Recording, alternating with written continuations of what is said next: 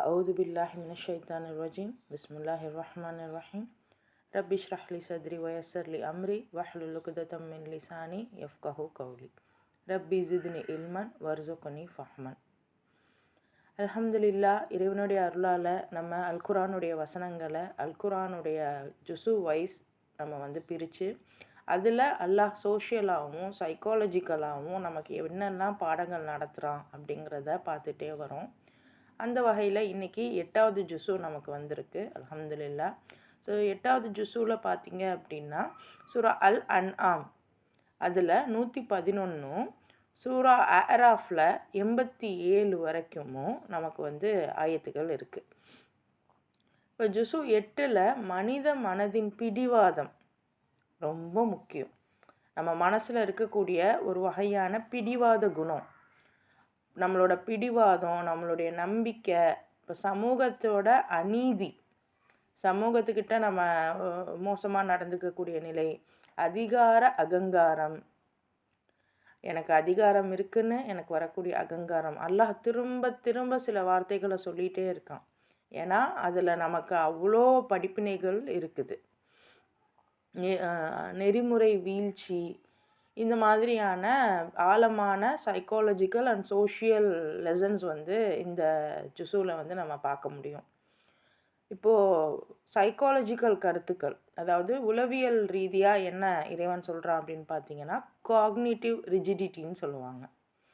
அதாவது பிடிவாதமான நம்பிக்கை, ஒரு அப்படியே நான் பிடிச்சது தான், நான் சொல்கிறது தான் சரி அப்படின்ற ஒரு பிடிவாத நிலை இருக்குல்ல. அல்லாஹ்வே தன்னை எங்கேயுமே பிடிவாதமாக சொல்ல மாட்டான். எந்த சட்டத்தையுமே நீங்கள் இதை செஞ்சு தான் ஆகணும்னு சொல்ல மாட்டான்.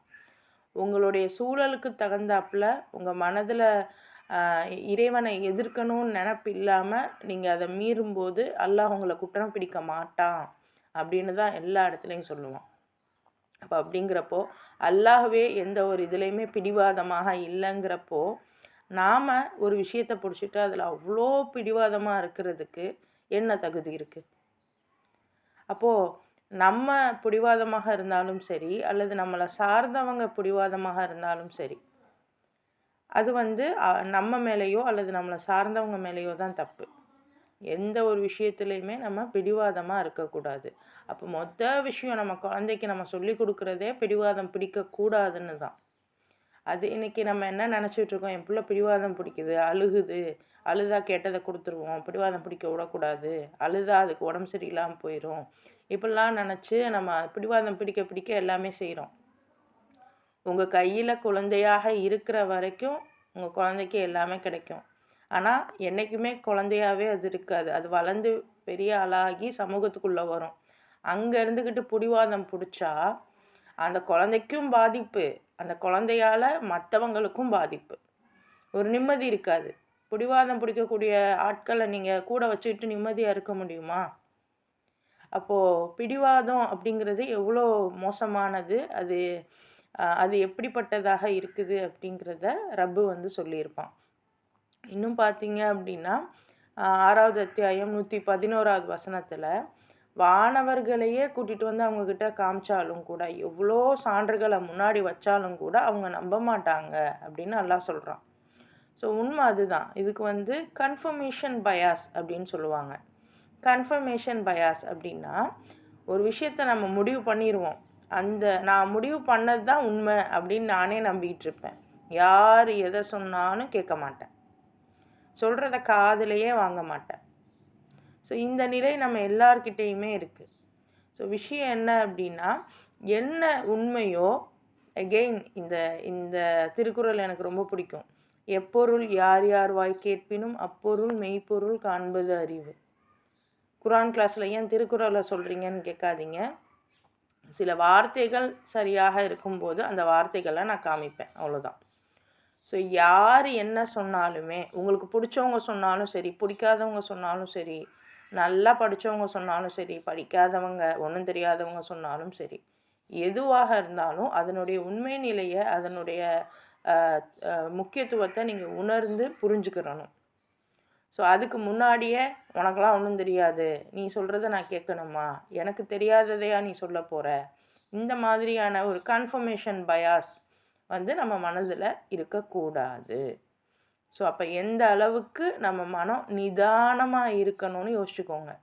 ஏன்னா எல்லா விஷயத்தையுமே நம்மளால் வந்து கேட்க முடியாது, காது கொடுத்து கேட்க முடியாது. என்ன ரீசன் அப்படின்னா, நம்ம மனம் வந்து நிதானமான நிலையில் இருக்காது. அப்போது ஒரு விஷயத்தை நம்ம பொறுமையாக கேட்டு முடிவெடுக்கணும். அதே சமயம் எல்லா விஷயத்தையும் போய் எல்லாத்துக்கிட்டையும் சொல்லிக்கிட்டும் இருக்கக்கூடாது. எந்த விஷயத்தை யாருக்கிட்ட என்ன தேவையுடையவங்க கிட்ட சொல்லணுமோ அதைத்தான் சொல்லணும். இது ரெண்டையுமே நம்ம புரிஞ்சுக்கிறணும். எனக்கு வந்து நான் சொல்கிறது தான் சரி அப்படின்னு நான் ஒரு 2 மணி நேரமாக பிடிச்சி உங்கள் எல்லாரையும் கிளாஸுன்ற பேரில் உட்கார வச்சா ஒரு கட்டத்துக்கு அப்புறம் உங்களுக்கு கஷ்டமாயிரும்.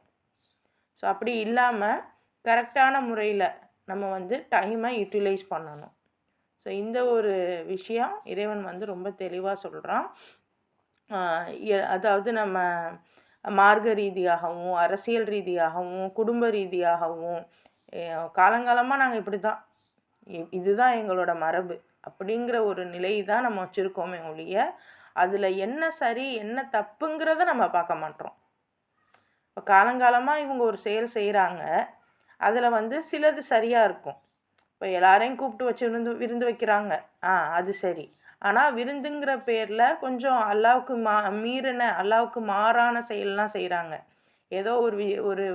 ஏதோ ஒரு தாயத்தெல்லாம் வச்சு இது பண்ணுறாங்க. ஸோ அப்படிங்கிறப்போ அல்லாவுக்கு மீறின செயலை நம்ம தடுக்கணும். ஆனால் அல்லாஹ் சொன்ன செயல் அந்த விருந்து வைக்கிறத நம்ம தடுக்கக்கூடாது. ஏன் நான் இந்த விருந்தையே அதிகமாக சொல்கிறேன் அப்படின்னா, இன்றைக்கி அதிகமான வீடுகளில் இந்த விருந்துங்கிற இது வந்து குறைஞ்சிடுச்சு. நம்ம வந்து நம்மளோட சொந்தங்களை வந்து நம்ம பெருசாக யோசிக்க மாட்டோம். அதே சமயம் அந்த பணத்தையோ அந்த இதையோ கொண்டு போய் ட்ரஸ்ட்டுக்கு அல்லது வேறு எதுக்கோ கொண்டு போய் நம்ம கொடுக்குறோம். சுபஹானல்லாஹ், அது கொடுக்கக்கூடாதுன்னு இல்லை, நீங்கள் கொடுங்க, தாராளமாக கொடுங்க. ஆனால் முதல்ல உங்கள் ஃபேமிலி எந்த நிலையில் இருக்குதுன்னு பாருங்கள். உங்கள் ஃபேமிலியிலேயே யாராவது குழந்தைய படிக்க வைக்க முடியாமல் இருப்பாங்க.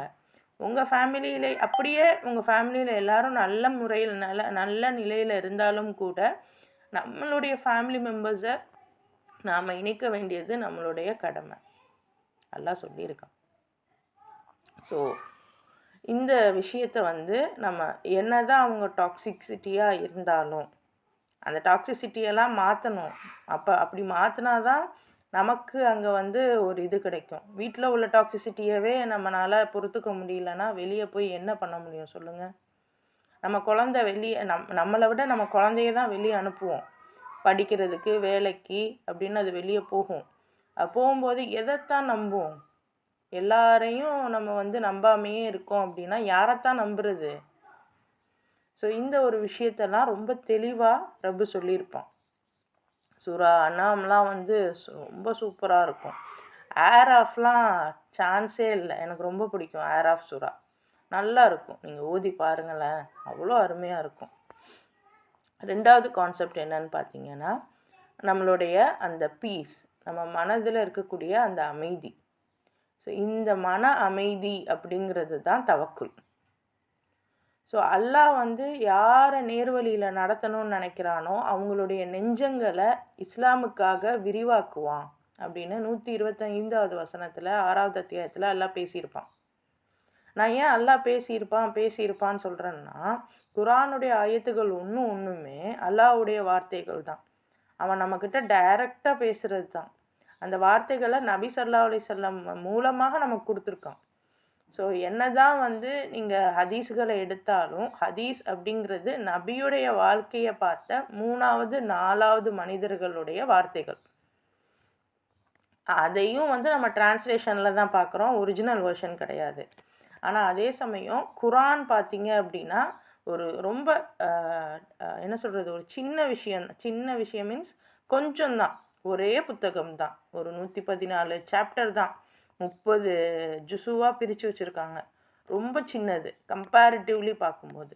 அப்போ இந்த குரானையாவது நம்ம முழுசாக புரிஞ்சுக்கிறணும்ல, குரானை முழுசாக ஒரு தடவையாவது நம்ம ஓதி பார்க்கணும்ல, கொஞ்சம் புரிஞ்சுக்க முயற்சி பண்ணணும்ல. திரும்ப திரும்ப நீங்கள் எத்தனை தடவை பார்த்தாலும் குரானில் வார்த்தைகள் இருக்கும், குரானில் விஷயங்கள் இருக்கும். நீங்கள் தான் தேடணும், நீங்கள் தான் சிந்திக்கணும். எல்லாம் ஒவ்வொரு கான்செப்ட் பேசின பிறகும் அறிவு இருக்கிறவங்க சிந்திச்சுப்பாங்க அப்படின்னு தான் சொல்லுவோம். ஸோ நம்மளுக்கு அந்த மன அமைதி, நம்ம மனசு எந்த அளவுக்கு ரிலாக்ஸாக இருக்கோ அந்த அளவுக்கு நம்ம அல்லா மேலே தவக்குள் வச்சுருக்கோன்னு அர்த்தம். நம்ம மனசு ரிலாக்ஸாக இருந்தால் தான் மற்றவங்க என்ன சொல்கிறாங்கங்கிறத கேட்போம். நம்ம அந்த கேட்குறத சிந்திப்போம். இப்போ இவங்க சொல்கிறதுல இது சரி, இது தப்பு.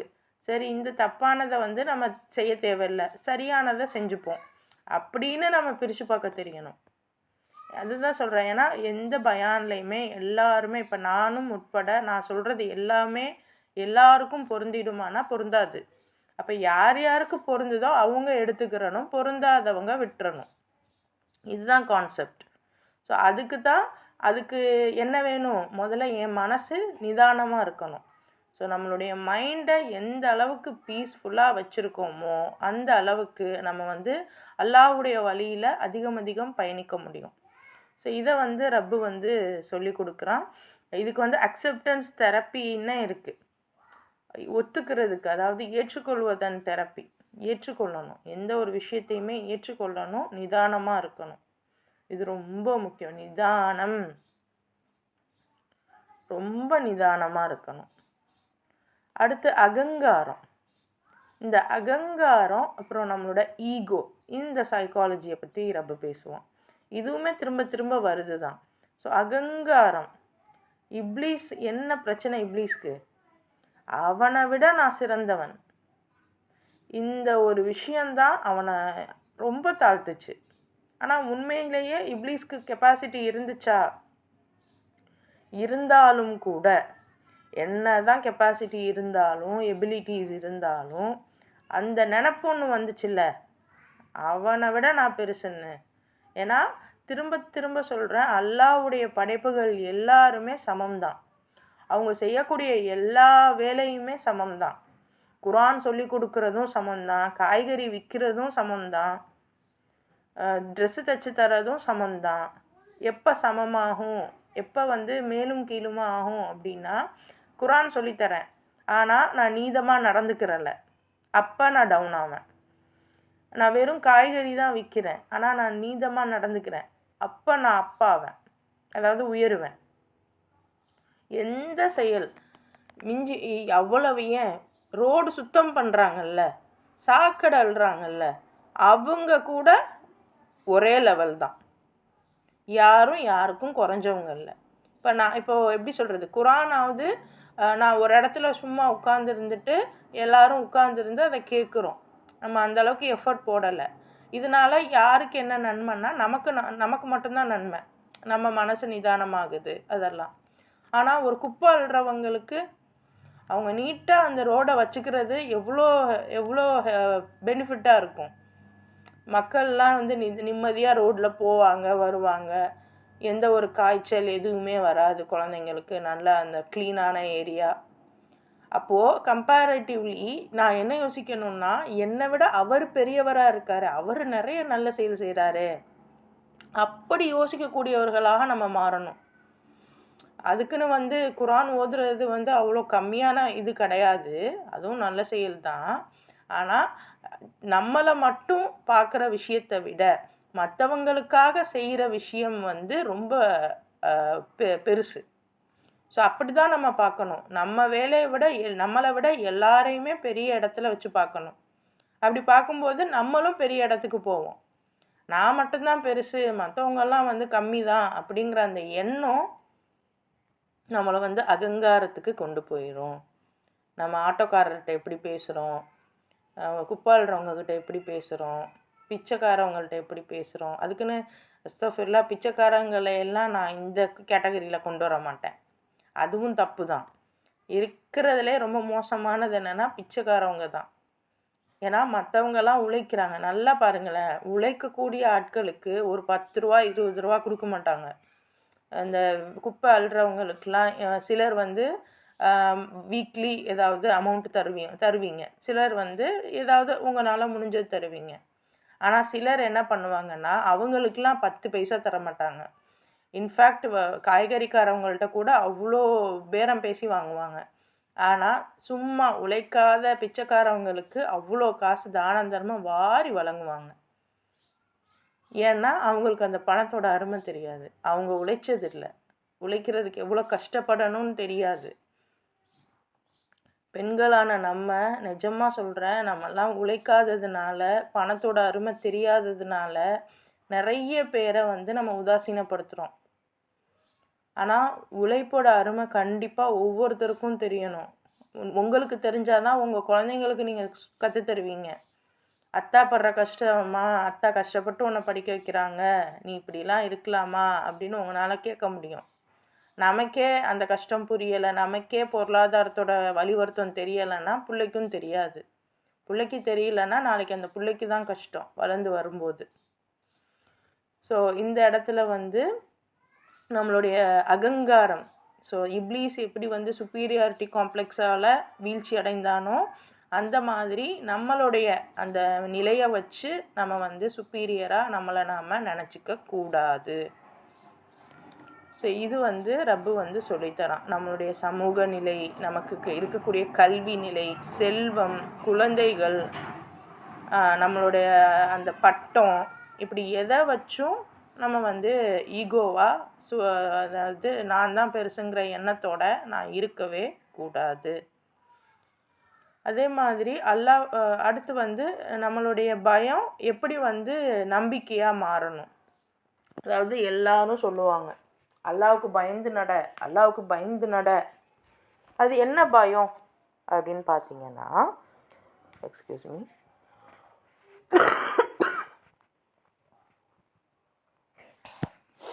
அது என்ன பயம்னு பார்த்தீங்க அப்படின்னா, நமக்கு வந்து நம்ம செய்யக்கூடிய ஒரு செயலில் ஏற்படக்கூடிய சின்ன சின்ன விளைவுகள், சின்ன சின்ன தவறுகள், ஸோ அதில் ஏற்படக்கூடிய பயம் என்னவா மாறணும்னா, அல்லாஹ் மேலே நான் வைக்கக்கூடிய தவக்குலாம் மாற்றணும்.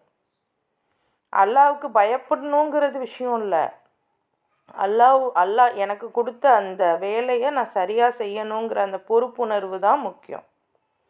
ஸோ அல்லாஹ் 7வது அத்தியாயம் 56வது வசனத்தில் வந்து அவனது இரக்கத்துக்காக காத்திருங்கள்னு வருது. ஸோ நமக்கு ஏற்படக்கூடிய அந்த பயம் அப்படியே கொஞ்சம் கொஞ்சமாக என்ன ஆகும்னா டிப்ரெஷனுக்கு கொண்டு போகும். ஸோ எல்லார் வாழ்க்கையிலையும் பயம்ங்கிறது ஒரு இயல்பான ஒரு விஷயந்தான். முதல்ல எனக்கு மட்டும்தான் இந்த பயம், நான் மட்டும்தான் இவ்வளோ பயப்படுறேன் அப்படிங்கிற எண்ணத்துலேருந்து விடுபடணும். எல்லாருமே பயப்படுவாங்க தான், எல்லாருக்குமே மனசு கஷ்டமாக தான் இருக்கும். அந்த கஷ்டத்தை முதல்ல நம்ம ப்ராசஸ் பண்ணணும். அந்த கஷ்டத்தை ப்ராசஸ் பண்ணி அதிலிருந்து நம்ம தன்னம்பிக்கையை ஏற்படுத்தணும். அல்லாஹ் மேலே தவக்குள் வைத்து, அல்லாஹ் போதுமானவன், அவன் என்ன நேர்வழிப்படுத்துவான் அப்படிங்கிற நம்பிக்கையை எடுத்துக்கிட்டு அல்லாஹுடைய கைடன்ஸை நான் சீக் பண்ணணும். அதாவது நான் தேடணும், அல்லாஹ் எனக்கு என்ன கைடன்ஸ் தரான் அப்படிங்கிறத நான் தேடணும். குரான் வழியாக, மற்றவர்கள் வழியாக, இந்த பிரபஞ்சத்தின் வழியாக நான் தேடணும். தேடி அந்த விஷயத்தை நான் வந்து கொண்டு செலுத்தணும். சரியா? ஸோ நம்பிக்கை அப்படிங்கிறது தான் நம்மளுடைய மனசை அமைதிப்படுத்தும். ரொம்ப முக்கியம். நம்மளுடைய நம்பிக்கை மட்டும்தான் நம்ம மனசை நிதானப்படுத்தணும்.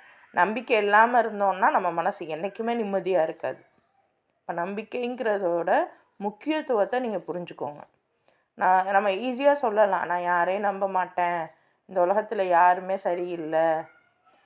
அப்போ யாரையும் நம்ப மாட்டேன், யாருமே சரியில்லை அப்படின்னா அந்த யாருமேங்கிற கான்செப்டில் நம்மளும் தான் வந்து நிற்போம். இப்போ நான் இவ்வளோ சொல்கிறதுனால நான் எல்லாத்தையும் நம்பிட்டேனா அப்படின்னா அப்படி கிடையாது. நம்ம எல்லாரும் சேர்ந்து தான் இந்த வார்த்தைகளை கற்றுக்குறோம், இந்த வார்த்தைகளை புரிஞ்சுக்கிறோம்.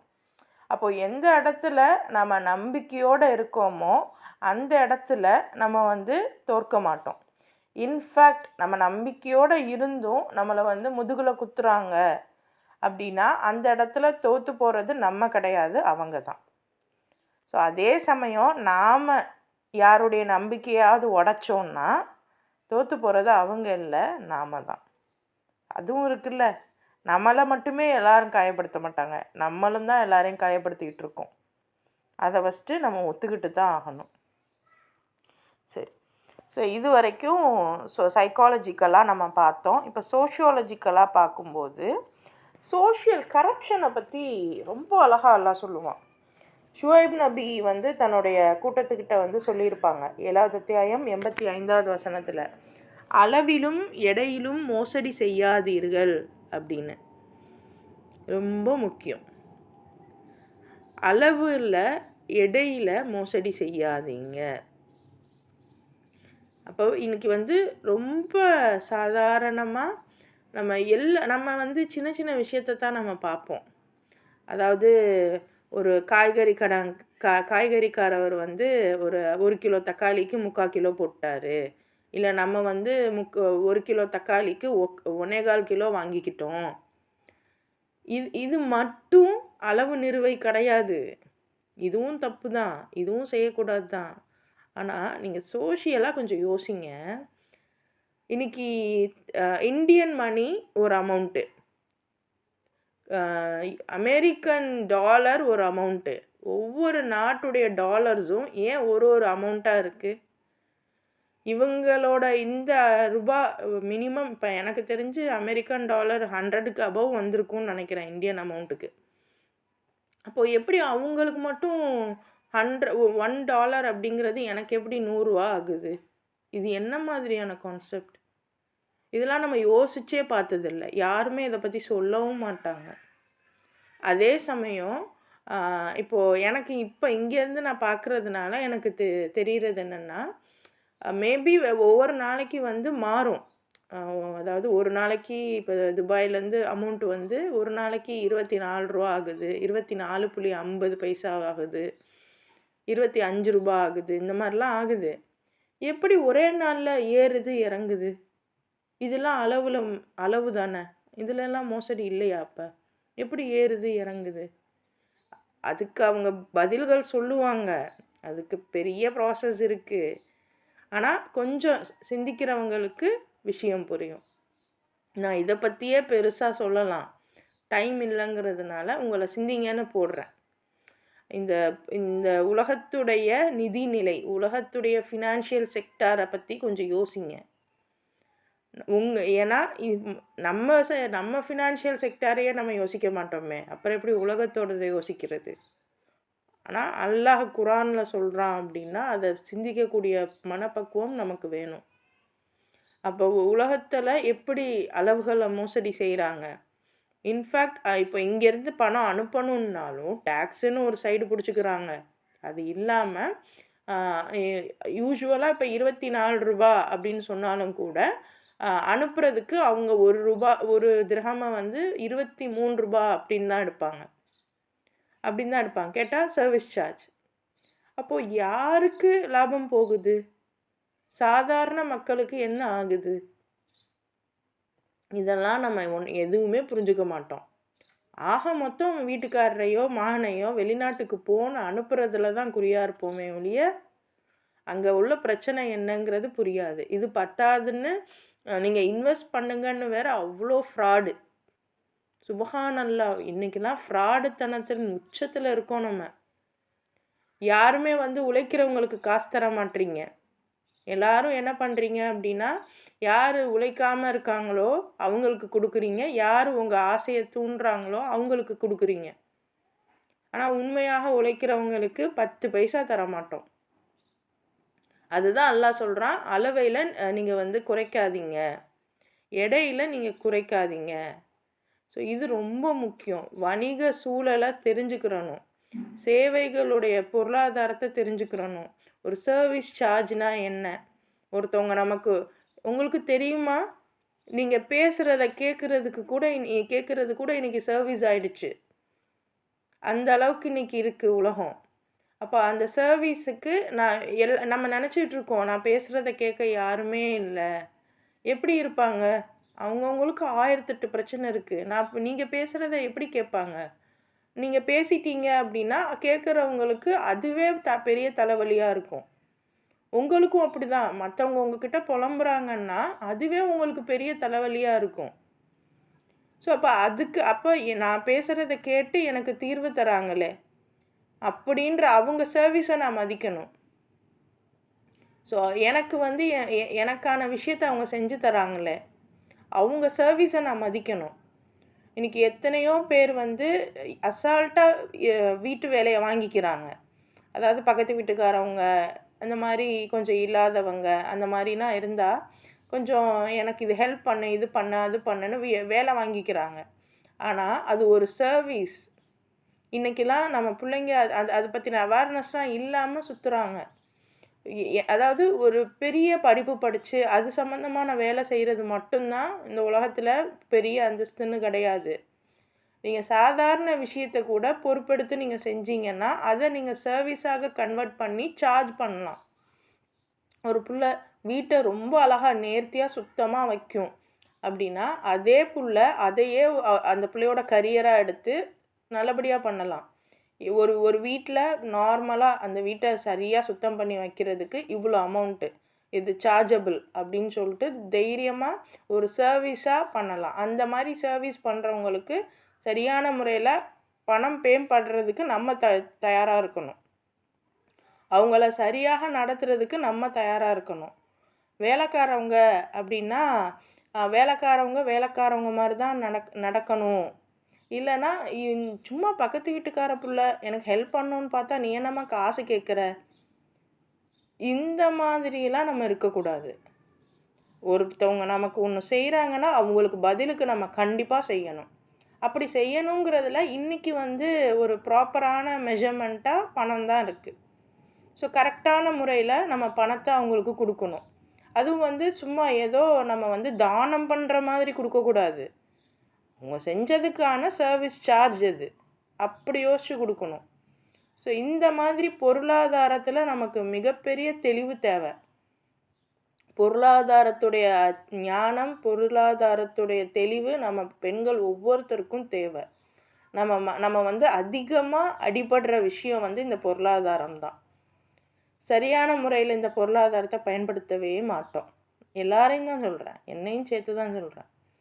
ஸோ பொருளாதாரத்தை சரியான முறையில் பயன்படுத்தணும். அப்போ அதை பயன்படுத்த தெரியணும்னா முதல்ல பொருளாதாரம்னா என்னன்னு தெரியணும், அது எப்படி வருதுன்னு தெரியணும். சரியா? நமக்கு நம்மளுடைய தந்தை தந்துடுறாரு, கணவர் தந்துடுறாரு, மகன் தந்துடுறான் அப்படின்னு நீங்கள் விட்டுறாதீங்க. ஏன்னா எல்லோரும் தர்றதுக்கு அவங்கவுங்க எவ்வளோ பாடுபடுறாங்கன்னு கொஞ்சம் யோசிங்க, கொஞ்சம் கேட்டு பாருங்கள். இன்றைக்கி அவ்வளோ சிக்கலான சூழலில் இருக்கும்.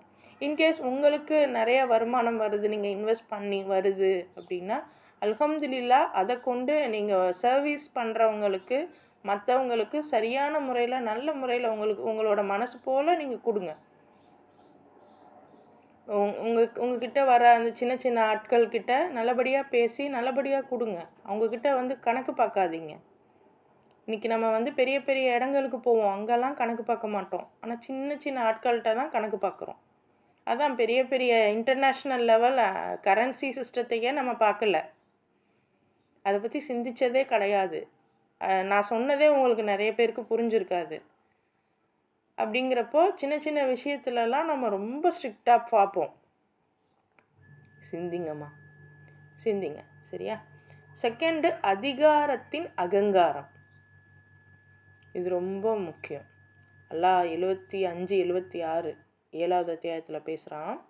சமூகம் வந்து 2ஆக பிரியுதான். Excuse me.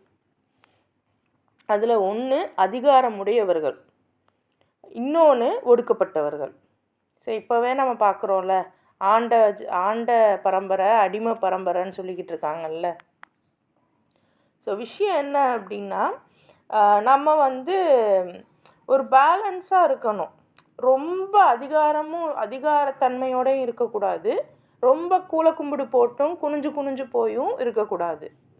ஏன்னா இப்போ ரொம்ப நம்ம அதிகாரம் பண்ணோன்னா யாராவது ஒருத்தவன் நம்மளால் பாதிக்கப்பட்டவன் ஒரு கட்டத்தில் வந்து நம்மளை டாமினேட் பண்ணிடுவான். அதே மாதிரி ரொம்ப நீங்கள் நல்லா யோசிச்சு பாருங்களேன், குடும்பங்களில் ஒரு நாளில் நீங்கள் பொங்கி எழுந்திருக்க மாட்டீங்க, ரொம்ப நாளாக உங்களை கஷ்டப்படுத்திக்கிட்டே இருந்திருப்பாங்க. அப்போல்லாம் நீங்கள் வந்து குனிஞ்சிக்கிட்டே இருந்திருப்பீங்க. ஒரு கட்டத்தில் பொறுக்க முடியாமல் நீங்கள் அவங்கள அதிகாரம் பண்ண ஆரம்பிச்சிருவீங்க. இது இயல்பு தான். இப்போ நீங்கள் நினைப்பீங்க நம்மளை அதிகாரம் பண்ணிக்கிட்டே இருக்காங்க, நான் அமைதியாக இருக்கேன் அப்படின்ற மாதிரி நீங்கள் நினைப்பீங்க. ஆனால் நீங்கள் அமைதியாக இல்லை, ரொம்ப ஒடுங்கி போகிறீங்க. அப்படி ஒடுங்கி போகிறது என்னவாகும் அப்படின்னா, ஒரு கட்டத்தில் நீங்கள் அவங்க மேலே அதிகாரம் செலுத்த ஆரம்பிச்சிருவீங்க உங்களை அறியாமல். உங்களுக்கு எது சான்ஸ் கிடைக்குதோ அப்போ வந்து உங்களோட நிலைப்பாடை மாற்ற ஆரம்பிப்பீங்க. அது உங்களுக்கே தெரியாது, மாறும். ஆனால் ஸோ அப்போ அந்த மாதிரி இல்லாமல் ஓவராக அதிகாரமும் பண்ணக்கூடாது, ரொம்ப அடங்கியும் போகக்கூடாது. ரெண்டுத்துக்கும் இடைப்பட்டு நிற்கணும். அது அப்படி நிற்க மாட்டோம். கொஞ்சம் அப்படி அதிகாரமும் பண்ணுவோம், கொஞ்சம் அடங்கியும் போவோம் தான். அதுலேருந்து உடனே நம்ம மீண்டு வரணும். அந்த எப்படி சொல்கிறது, ஒரு கயிறில் ஆடக்கூடிய பொம்மை மாதிரி நம்ம அங்கே இங்கேயும் போனாலும் கரெக்டாக நடுநிலைக்கு வந்துடணும். அதுக்கு தான் எல்லாம் மன்னிப்பெல்லாம் கைவசம் கொடுக்குறான். மன்னிப்பு கேளுங்க, உணருங்க, புரிஞ்சுக்கோங்க அப்படின்னு சொல்லி. ஸோ இது வந்து ஒரு விஷயம். சரியா? அடுத்து பார்த்தீங்க அப்படின்னா, அரசியல் ஆதிக்கம், இன்னும் வந்து ஜெண்டர் டிஸ்கிரிமினேஷன், இதெல்லாம் இப்போல்லாம் வந்து பெண்களுக்கு தான் பிரச்சனை. அப்படி முன்னாடிலாம் பெண்களை தான் ஒடுக்குறாங்க அப்படின்னு பார்த்தா இப்போ ஆண்களை ஒடுக்குற மாதிரி இருக்குது. சில இடங்களில் பெண்கள் இன்னமும் ஒடுங்கி ஒடுங்கி ஒடுங்கி என்ன கான்செப்ட்னே தெரில. சுபஹானல்லாஹ், இப்போல்லாம் நிறைய கேசஸ் நான் பார்க்குறேன். ரொம்ப மூர்க்கமாக இருக்குது. இது முக்கியமாக முஸ்லீம்களிடத்துல ரொம்ப மூர்க்கமாக நடந்துக்கிறாங்க. இவங்க குரான் வந்து போய் சேரலைங்கிறது இதுலையே தெரியுது. அப்போ குரானே எனக்கு வந்து தெரியலைன்னா நான் எப்படி முஸ்லீம் ஆவேன்? ஸோ மூர்க்கத்தனத்துடைய உச்சத்தில் சுபஹானல்லாஹ் இன்னைக்கு இஸ்லாமிய பெண்கள் இருக்காங்க. பெண்கள் தான் இருக்காங்க. ஆண்களை பற்றி நமக்கு தெரியலை, பிகாஸ் அவங்க வேறு கேட்டகரியில் இருப்பாங்க. பட் பெண்களை நம்ம பார்க்கும்போது பெண்கள் தான் இருக்காங்க. ஸோ அப்போது சரியான முறையில் நம்ம குரானை புரிஞ்சுக்கிறல அப்படிங்கிறது இதனுடைய விளக்கமாக இருக்குது, இதனுடைய ரிசல்ட்டாக இருக்குது. ஸோ அல்லாஹ் வந்து இன்னும் அடுத்த விஷயம் பார்த்தீங்க அப்படின்னா, கூட்டு நம்பிக்கை, ஒரு கலெக்டிவான பிஹேவியர். ஸோ 7வது அத்தியாயம் 38வது வசனம் பார்த்தீங்கன்னா, ஒவ்வொரு சமுதாயமும் வந்து மற்ற சமுதாயத்தை சபிக்கிறது நடக்குதா? நம்ம ஈஸியாக நம்ம குடும்பமாக இருக்கோன்னா இன்னொரு குடும்பத்தை வந்து திட்டுறது, ஒரு ஜமாத்தாக இருக்கோன்னா இன்னொரு ஜமாத்தை திட்டுறது, இது அதிகமாக நம்ம நினைப்போம். அவங்கள ரொம்ப வசப்பாடுவோம். அவங்க அப்படி, இவங்க இப்படி, அவங்க செஞ்ச எல்லா தவறுகளையும் எடுத்து பேசுவோம். அல்லாஹ் தெளிவாக சொல்லியிருக்கான், யாருடைய தவறையும் யாரும் பேசுகிறதுக்கு உரிமையே இல்லை, அருகதையே இல்லைன்னு அல்லாஹ் சொல்லிட்டான். ஆனால் ஒரு பிரச்சனைன்னு வந்த பிறகு ஒருத்தவங்க ஆரம்பித்தா எல்லாரும் ஆரம்பிக்கிறது. ஸோ இந்த மாதிரி ஒரு கூட்டத்துக்குள்ளே தவறான பிஹேவியரை வந்து கொண்டு வரக்கூடாது. கூட்டத்துடைய பிஹேவியர் சரியானதாக இருக்கணும்.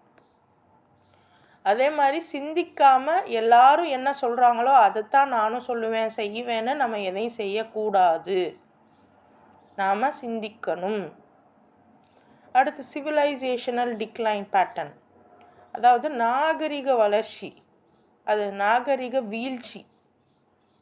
7வது அத்தியாயம் 94, 96 வசனங்களில் பார்த்தீங்க அப்படின்னா, சமூகங்கள் வந்து ஃபஸ்ட்டு சோதிக்கப்படுகின்றன.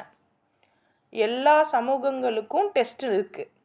அதில் பார்த்தீங்கன்னா அவங்க திருந்தினாங்க அப்படின்னா அவங்களுக்கு உயர்வு, இன்கேஸ் மறுத்துட்டாங்க அப்படின்னா அவங்களுக்கு வீழ்ச்சி.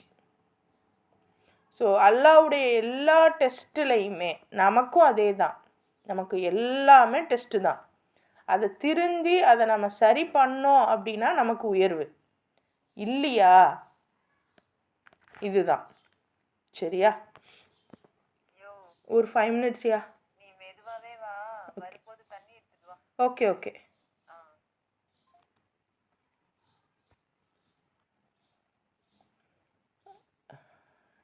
அவுது பில்லாஹி மினஷ் ஷைத்தானிர் ரஜீம். பிஸ்மில்லாஹிர் ரஹ்மானிர் ரஹீம். ஓகே. ஸோ இப்போ நாகரிக வீழ்ச்சி. அப்போ ஒவ்வொரு சமுதாயமும் அந்த கூட்டமாக சேர்ந்து செஞ்ச விஷயங்களால் தான் பாதிக்கப்பட்டாங்க. ஒருத்தவங்க நல்லவங்க அப்படின்லாம் வந்து அல்லாஹ் விட மாட்டான். ஏன்னா ஆரம்பத்தில் போன ஜுஸுல தானே சொன்னான், நீங்கள் நல்லவங்களாக இருந்து என்ன செய்ய, மற்றவங்கள வந்து நீங்கள் நேர்வழிப்படுத்துனீங்களா அப்படின்னு அல்லாஹ் கேட்பான். ஸோ நம்ம நல்லவங்களாக அமைதியாக இருக்கக்கூடாது. ஸோ இப்போ அந்த மாதிரி இந்த சமூகங்களில் கலெக்டிவாக இன்றைக்கி என்ன நடந்துகிட்ருக்கு, என்ன நடந்துக்கிட்டு இருக்கு? நம்ம பிள்ளையவே நம்மளால் சரி பண்ண முடியலையே, அப்புறம் எப்படி சமூகத்தை சரி பண்ணுறது? நம்ம பிள்ளையவே சரி பண்ண முடியலன்னா நம்ம பிள்ளைய விடுங்க, நம்மளையே நம்மளால் சரி பண்ண முடியலையே, அப்புறம் எங்கள் பிள்ளைக்கு போகிறது, அப்புறம் எங்கள் சமூகத்துக்கு போகிறது? ஸோ எந்த ஒரு நாகரிகத்தோட எந்த ஒரு சிவிலைசேஷனுடைய டிஃபீட்டும் பார்த்தீங்க அப்படின்னா நம்மளுடைய டெஸ்ட்டை சரியாக நம்ம வந்து பார்க்காததுனால, நம்ம வந்து சிந்திச்சு பார்க்காததுனால, நம்ம வந்து திருந்தாததுனால, இன்னும் உண்மையை மறுத்ததுனால தான் நம்ம வந்து எல்லா இடத்துலையும் தோற்று போகிறோம். ஸோ அதை வந்து இறைவன் வந்து ரொம்ப அழுத்தமாக இங்கே சொல்லித்தரான். ஸோ ஃபைனலாக இன்றைக்கான கான்செப்ட் என்னென்னா, நம்ம மனம் வந்து விசாலமாக இருந்தால் தான் நம்மளுடைய வழிகாட்டலை நம்ம புரிஞ்சுக்க முடியும். நம்மளுடைய அகங்காரம் அப்படிங்கிறது நம்மளுடைய அழிவுக்கு தான் வழிவகுக்கும். சமூக நீதி இல்லை அப்படின்னா வளர்ச்சி அப்படிங்கிறது இல்லை. ஒவ்வொருவருக்கும் தனிப்பட்ட மாற்றம் செஞ்சால் தான் சமூகங்கிறது சரியான ஒரு நிலைக்கு வரும். ஸோ இதைத்தான் அல்லாஹ் நமக்கு சொல்லித்தரான். அல்ஹம்துலில்லாஹ். இன்னைக்கு நீங்கள் கற்றுக்கிட்ட விஷயம் என்ன?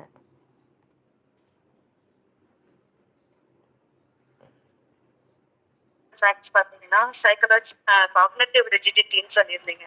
பிடிவாத நம்பிக்கை. ஒரு விஷயத்த வந்து நம்பி இதுதான் வந்து கரெக்ட்னு சொல்லி நம்ம வாழ்க்கைய வந்து யார் சொன்னாலும் கேட்காம நம்ம அதையே வந்து எடுத்துட்டு போறது வந்து பிடிவாத நம்பிக்கைன்னு சொன்னீங்க. இதுல வந்து இன்னொன்னு என்ன சொன்னீங்கன்னா கன்ஃபர்மேஷன் பயாஸ்ன்னு சொன்னீங்க. முடிவு உண்மைன்னு நம்பி அதை மட்டுமே நம்புறது. ஸோ உண்மையின் நிலை அறிந்து முடிவு எடுக்காம இதுதான் கரெக்ட்னு சொல்லிட்டு அதையே நினைச்சு கடந்து போறது. ஸோ நெக்ஸ்ட் பாத்தீங்கன்னா மன அமைதி இருந்தாதான், மனசு ரிலாக்ஸா இருந்தாதான் நம்ம வந்து அல்லாஹ்வுடைய வழியில வந்து நம்ம போறதுக்கு அது வந்து வழிவகுக்கும். ஸோ நம்ம மைண்டை வந்து எவ்வளவு பீஸ்ஃபுல்லா வச்சுக்கிறோமோ அல்லாஹ்வுடைய வழியில அவ்வளோ அதிகமா வந்து நம்ம போவோம்னு சொல்லியிருக்கீங்க. நெக்ஸ்ட் வந்து அகங்காரம் பத்தி பேசியிருக்கீங்க. அல்லாஹ்வுடைய படைப்பு எல்லாமே ஈக்குவல் தான். நம்ம வந்து என்ன நினைக்கிறோம்னா, நம்ம அவங்கள விட பெருசு, இவங்களை விட பெருசுன்னு சொல்லிட்டு நம்மள வந்து நம்ம எப்ப பெருசா நினைக்கிறோமோ அப்ப அகங்காரமும் சேர்ந்து நம்ம தலையில வந்து தாண்டவம் ஆகும். ஸோ கம்பேரிட்டிவ்லி பாத்தீங்கன்னா மற்றவங்களை வந்து கம்பேர் பண்ணாம நம்ம நடுநிலையா இருந்து அவங்கள வந்து நம்ம லைஃபை வந்து எடுத்துட்டு போகணும். நெக்ஸ்ட் வந்து இந்த சுப்பீரியாரிட்டி காம்ப்ளெக்ஸ் வந்து நம்மள வந்து அழிக்கக்கூடிய சக்தி இந்த சுப்பீரியாரிட்டி காம்ப்ளெக்ஸ்க்கு இருக்கு. நெக்ஸ்ட் வந்து பயம் நம்பிக்கையா மாறணும். நம்மளுடைய சிறு தவறுகளை வந்து நம்ம திருத்தி அது சரி, அது எது சரின்னு சொல்லிட்டு நம்ம பொறுப்பெடுத்து அல்லாஹ்வோட கைடன்ஸை வந்து நம்ம தேடி கரெக்டான ஒரு வழியில வந்து நம்ம போகணும்னு சொல்லியிருந்தீங்க. ஸோ ஏன்னா நம்மளுடைய நம்பிக்கை தான் நம்மளுக்கு வந்து மன அமைதியை கொடுக்கும். நெக்ஸ்ட் இதெல்லாம் வந்து சைக்கலாஜிக்கல் ஃபேக்ட்ஸ். நெக்ஸ்ட் பாத்தீங்கன்னா சோசியலாஜிக்கல் ஃபேக்ட்ஸ் என்ன பார்த்தோம்னா சோஷியல் கரப்ஷன் சொல்லியிருந்தீங்க. ஸோ அல்லாஹ் சொல்றான், அளவிலும் எடையிலும் சதி செய்யாதீங்கன்னு சொல்லியிருக்கான். ஸோ எப்பயுமே வந்து நம்ம யாருக்கும் வந்து அளவுலயும் சரி வெயிட்லயும் சரி நம்ம வந்து யாரையும் வந்து ஏமாற்றக்கூடாது. எல்லாரையும் சரியா நம்ம வந்து நடத்தணும். ஒருத்தவங்க நமக்கு செஞ்ச எந்த ஒரு விஷயமா இருந்தாலும் சரி, அது நல்ல விஷயமா இருந்ததுன்னா அவங்களுக்கு நம்ம திருப்பி செய்யணும். நம்மளுக்கு கீழே இருக்கிறவங்கள நம்ம நல்லபடியா பாத்துக்கணும். அதே சமயத்துல we have to treat everyone as equal. Next பாத்தீங்கன்னா அதிகாரத்தின் அகங்காரம் சொல்லியிருந்தீங்க. சமூகம் வந்து 2ஆ பிரியுதுன்னு சொல்லியிருந்தீங்க. ஒண்ணு வந்து அதிகாரத்துல இருப்பவங்க, இன்னொருத்தவங்க வந்து ஒடுக்கப்பட்டவங்க. சோ நம்ம கிட்ட அதிகாரம் இருக்குன்னு சொல்லிட்டு ரொம்ப வந்து சுப்பீரியராகவும் நம்ம யோசிக்க கூடாது. அதே சமயத்துல நம்மளுக்கு அநியாயம் நடக்கும் போது ஒடுங்கியும் போக கூடாது. சோ நம்ம பேலன்ஸ்டா இருக்கணும்னு நல்லா சொல்லியிருக்கான். அதே மாதிரி வந்து இப்படி இம்பேலன்ஸா ஆகும்போது நம்ம வந்து அல்லாஹ்வுடைய வழியில நம்ம திரும்பி பேலன்ஸ்டா திரும்பி நம்ம வரணும். ஸோ நெக்ஸ்ட் ஜெண்டர் டிஸ்கிரிமினேஷனை பத்தி பேசியிருந்தீங்க. அப்புறம் வந்து சமூக இன்னொன்னு வந்து என்ன சொல்லியிருந்தீங்கன்னா கூட்ட நம்பிக்கைன்னு சொல்லியிருந்தீங்க. ஸோ அது என்னன்னா ஒரு சமுதாயம் வந்து இன்னொரு சமுதாயத்தை வந்து சபிப்பது. ஸோ இந்த சமுதாயம் இப்போ நான் ஒரு சமுதாயத்துல இருக்கேன்னா இன்னொரு சமுதாயத்தை வந்து நம்ம வந்து இழிவுபடுத்தி பேசுறது. ஸோ இந்த மாதிரியான பிஹேவியர்ஸை வந்து நம்ம வச்சிருக்க கூடாது. ஸோ நெக்ஸ்ட் வந்து சிவிலைசேஷன் டிக்ளைன் பேட்டர்ன்னு சொல்லியிருந்தீங்க.